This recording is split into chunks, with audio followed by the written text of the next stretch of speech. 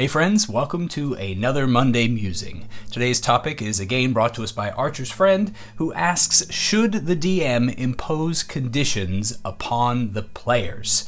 Apparently, he's had a little bit of feedback at the table that players have essentially said no. It takes away their agency if they have any kind of detrimental conditions that are placed upon them. So, the short answer is yes, DMs should absolutely put conditions on their players. The long answer, on the other hand, in my mind, takes a little bit more explaining. There are a lot of different conditions that have been introduced in this edition of Dungeons & Dragons that have various nuances. Personally, I feel like they were put together kind of weirdly in that they tried to avoid repeat text by instead pointing everybody to multiple different places in order to be able to work things out. Incapacitated being a rider effect that goes on so many of these bugs the peewat-inolens out of me as a DM when I just want all of the information in one place. I realize it's probably a word count constraint, and so I have to let this go, and I've been woosawing about this for 10 years now almost, but it is a thing. But there are a bunch of conditions in there that do not incapacitate, and I feel like when we talk about conditions, we have to be a little bit more specific. Because, yeah, we can say that it takes away player agency to incapacitate our players with things like paralysis or stun, unconscious. Those kinds of conditions do indeed mean that the player gets to do nothing on their turn.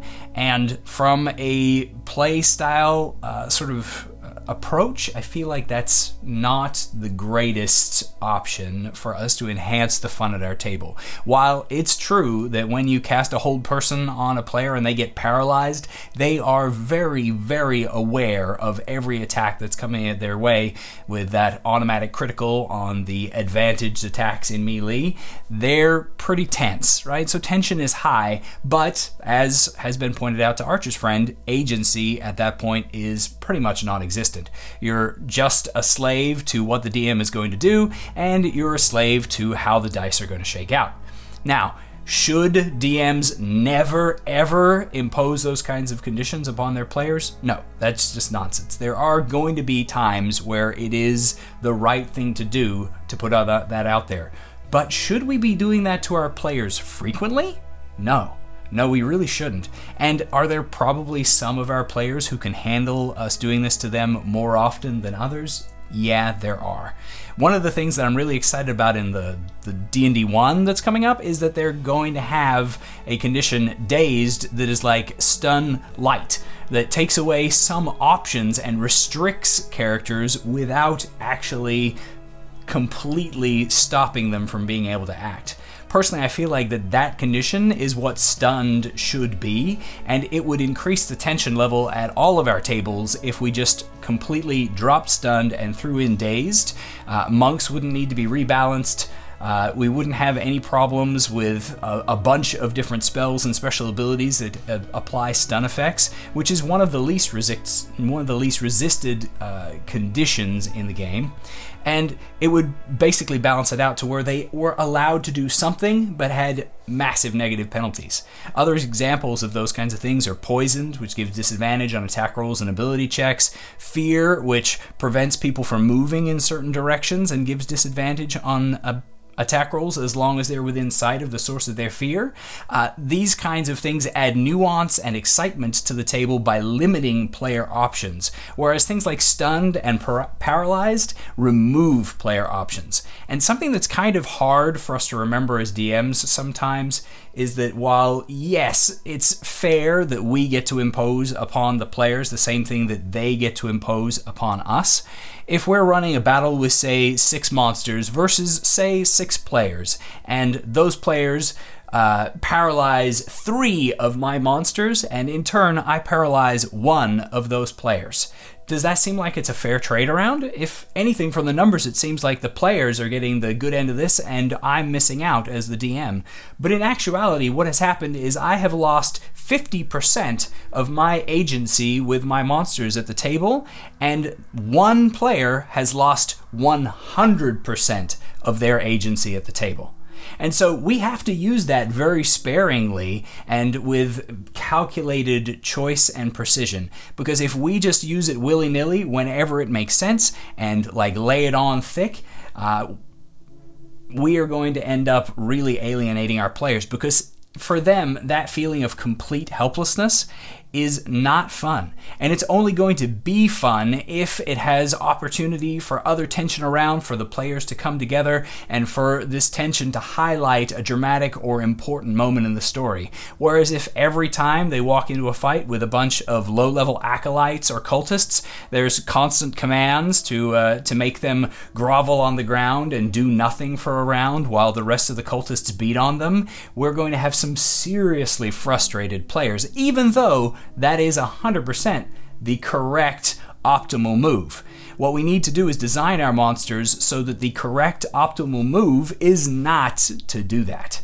And sometimes that means adjusting spell lists a little or playing with an ability. I've had a lot of luck with actually replacing stun effects off of monsters with daze effects and playtesting it for 1D&D. My players are enjoying that moment a lot more, and restricting people on their actions or movements and playing the movement game and the tactical combat thing with them is definitely enhancing the fun at the table, even though they are being restricted and constrained in what they get to do. Whereas if I just left the stun condition in there, they would just have to skip their turn and maybe, at the best, get to roll the dice to see whether or not they break out of this condition. And in some cases, they wouldn't even get that. I'm looking at you, Hypnotic Pattern. That spell's awful, by the way, but that's an entirely different tangent. So, should we impose conditions upon the players? Absolutely. Should we impose conditions that completely take away the player's turn? Only rarely should we do that.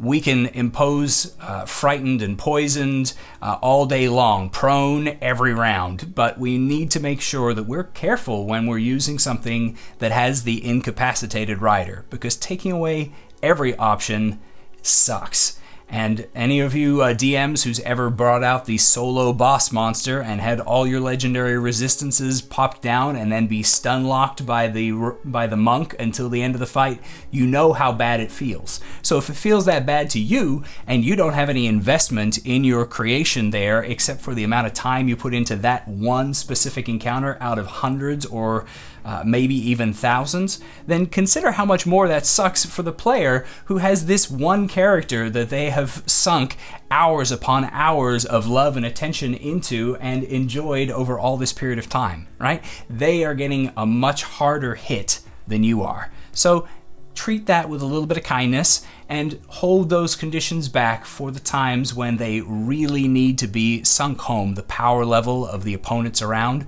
or you really need to swing the tension hard in a certain direction. Ideally, make sure that there's not going to be a huge, massive consequence for that loss of agency, and if possible, lay it on thick to as many as you can in one go so that everybody feels that super down moment, and also, while feeling that super down moment, the round passes incredibly more quickly than it would if the players all got to act in the meantime. Hopefully that answers the question for you, Archer's friend. Really appreciate you. If anybody else has any ideas of topics for our Monday Musings, please drop them in the chat. And otherwise, thank you all and happy adventuring.